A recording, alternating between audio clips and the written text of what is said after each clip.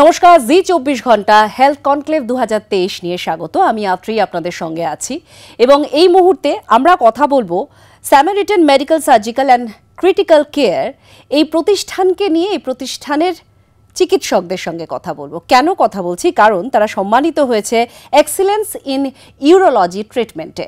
দুজনকে স্বাগত জানাবো।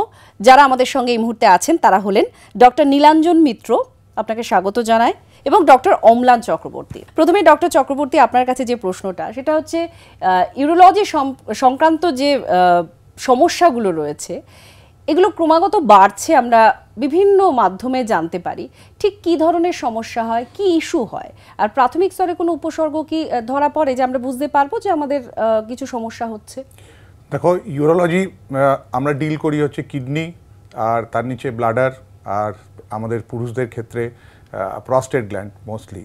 তো কিডনির কিছু কিছু সমস্যা আছে, যেমন আমাদের ব্যাক পেন, পেছনে একটা ব্যথা, ইউরিনের সঙ্গে ব্লাড আসা, এইগুলো হচ্ছে প্রাথমিক কিছু উপসর্গ যেটা কিডনি থেকে তৈরি হতে পারে।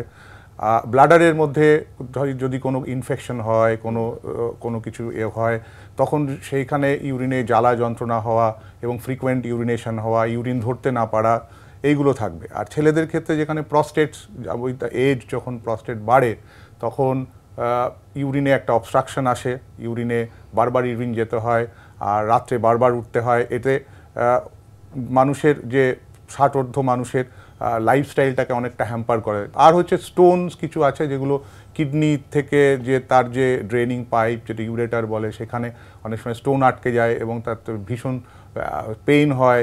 সেইগুলো আমাদের কাছে এমার্জেন্সি হিসেবে আসে। মোস্টলি আমরা ইউরোলজিক্যাল এই উপসর্গগুলোকে নিয়েই আমরা ডিল করি ইনিশিয়াল। আচ্ছা ডক্টর মিত্র, আপনার কাছে যেটা জানার, এটা কি কোনোভাবে বংশ পরম্পরায় আসে নাকি কোনো লাইফস্টাইল জনিত সমস্যা? এই সমস্যা যদি কারোর হয় শরীরে, তাহলে সেক্ষেত্রে সতর্কতামূলক কি কি ব্যবস্থা থাকবে? জন্মগতভাবেও কিছু প্রবলেমস থাকে, যেমন পিইউজি অবস্ট্রাকশন বলে, কিডনি যাদের জন্মগতভাবে ফুলে থাকে, বা অনেক বাচ্চার ছোটোবেলা থেকেই ইউরিন পরিষ্কার হয় না, আটকে আটকে যায়, অনেক কষ্ট করে, তাদের আস্তে আস্তে কিডনি, দুদিকের কিডনিও ফুলে যেতে পারে। সেগুলো কিছু কনজেনিটাল প্রবলেমস। এছাড়া স্টোন ডিজিজ কিছু আছে যেগুলো আমাদের লাইফস্টাইল মডিফিকেশন, আমরা আস্তে আস্তে ওয়েস্টার্নাইজ সোসাইটি হয়ে যাচ্ছি। আমরা প্রচুর আর কি মানে ভারতীয় খাবার ছেড়ে বিদেশি টাইপের খাবার, যেমন চিজের জিনিস, বেশি ফ্যাট, বেশি প্রোটিন, এগুলো আমরা নিচ্ছি। সেখান থেকে আমাদের স্টোনের চান্স অনেক বেড়ে যাচ্ছে। সেখানে লাইফস্টাইলও মডিফিকেশনও খুবই দরকার। আর এছাড়াও কিছু ইনফেকশন, আমাদের দেশে ইনফেকশনের খুবই প্রাদুর্ভাব, ইনফেকশনের থেকেও প্রচুর রকম অসুবিধা হয়। প্রিকশন হিসেবে এইটুকু বলা যেতে পারে, মহিলাদের যেটা ম্যাক্সিমাম আমাদের কাছে আসেন কি রেকারেন্ট ইউরিন ট্র্যাক্ট ইনফেকশন, কি ওভার অ্যাক্টিভ ব্লাডার সিনড্রোম, যেটা আর কি বারবার তাদের যেতে হচ্ছে ইউরিন করতে, ধরে রাখতে পারছেন না। সেই তাদের আর কি উচিত আর কি ঠিকঠাক পরিমাপ মতো জল খাওয়া, লেবু টেবু, একটু মরশুমি ফল, এগুলো খাওয়া উচিত। এছাড়া আমাদের ইউরিন অনেকে বেশিক্ষণ চেপে রাখেন, তাদের আর কি অন্তত 3 থেকে 4 ঘন্টা ইউরিন খালি করা উচিত, নাহলে আস্তে আস্তে কি ইউরিনে ব্লাডারের মধ্যে ইনফেকশনও গ্রো করতে পারে, প্লাস ব্লাডারের মাসেলগুলো আস্তে আস্তে ফ্ল্যাবি হয়ে ধীরে ধীরে নষ্ট হতে যেতে পারে। প্রিকশনারি মেজার হিসেবে দেখতে হবে আমাদের কতখানি অ্যামাউন্ট অফ ইউরিন হচ্ছে, প্রত্যেক দিন কতখানি ইউরিন হচ্ছে, ইউরিনের কালারে কোনো চেঞ্জ পাচ্ছি কিনা, কোনো মানে রক্তপাত ঘটছে বা কোনো ক্লাউডি ইউরিন মানে ঘোলা ঘোলা ইউরিন হচ্ছে কিনা, প্রস্রাবে জ্বালা করছে কিনা, প্রস্রাব সরু হয়ে পড়ছে কিনা, প্রস্রাব দূরে না গিয়ে সামনে পড়ছে কিনা, সেগুলো সব দেখা উচিত। এইগুলো যদি দেখেন তাহলে যত তাড়াতাড়ি সম্ভব চিকিৎসকের কাছে গেলে সেটা হয়, ভালো হয়। আর এখানেই আমি একটু Samaritan medical surgical and critical কেয়ারের কখন যাবেন, এক্সপার্টের অ্যাডভাইস কখন নেওয়ার প্রয়োজন, এখান থেকে কোন সময় একজন বুঝতে পারবেন যে না এবার আমাকে একটু যেতে হবে এক্সপার্টদের কাছে, আমার প্রয়োজন একটু? সামারিটান যে হসপিটাল আছে, এই হসপিটালটা আমরা মোটামুটি গর্ব করতে পারি, এটা কলকাতা শহরের one of the oldest urological establishment.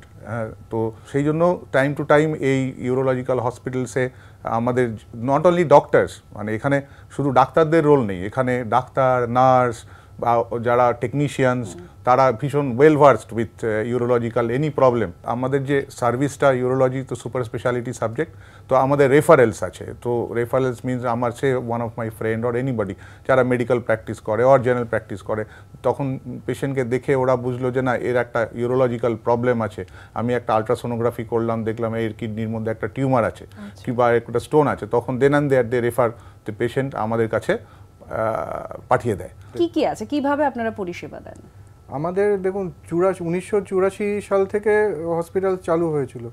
যখন কলকাতায় আর সেরকম ল্যাপারোস্কোপি আসেনি, সেই 1990 গোড়া থেকেই মোটামুটি ল্যাপারোস্কোপি এসে গিয়েছিল এখানে। আর যে মডার্ন যে ইনস্ট্রুমেন্টস যেমন 4K ক্যামেরা, বা আমাদের পূর্ব ভারতে প্রথম এসছে লেজার মেশিন জেনার কোম্পানির, আমেরিকার বিখ্যাত জেনার কোম্পানির 150 ওয়াটের, যে প্লাস আমাদের ইউরোলজি যে মেশিনগুলো, যে কিডনি স্টোনের জন্য আজকালকার দিনে ডিজিটাল ইউরেটারোস্কোপ খুবই দরকার। মানে কোনো বিনা কাটায় বিনা ছিদ্রে আমরা ইউরিনারি ট্র্যাক্ট দিয়েই গিয়েই কিডনিতে বড় বড় স্টোন অবধি আমরা ভেঙে বার করে দিচ্ছি। সেই মেশিনও এখানে আছে, লেজার মেশিন স্টোন ভাঙা সেটা আছে। প্লাস রিসেন্ট আমাদের নিয়ে আসা হচ্ছে ESWL, যেটা বাইরে থেকে মেশিনের সাহায্যে পাথর ভেঙে দেওয়া যায়। প্লাস যাদের পেরোনিস ডিজিজ বলে একরকম পেনাইল প্রবলেম থাকে, তাদের জন্য স্পেশাল মেশিন ESWT বলে, সেই সবগুলো আমরা নিয়ে আসছি রিসেন্টলি। আপনারা পেশেন্টদের জন্য কি করেন, এই হাসিটা ধরে রাখার জন্য আপনারা কি করেন আর তাদেরকে কি করতে পারেন? প্রথমে হচ্ছে আমাদের ইনিশিয়াল ম্যানেজমেন্ট যখনই দেওয়া হয় তখনই তো পেশেন্ট তার পরের দিনই বলেন ডাক্তারবাবু আমি তো খুবই ভালো আছি, কালকে যা ছিলাম তার থেকে খুবই ভালো আছি। প্লাস যখন অপারেশনের পরে ওনারা বাড়ি যান হাসি মুখে, প্লাস এত ভালো মানে কেয়ার খুবই ভালো দেওয়া হয়, মানে বিশেষ করে হোমলি কেয়ার। অসংখ্য ধন্যবাদ এবং শুভেচ্ছা রইল।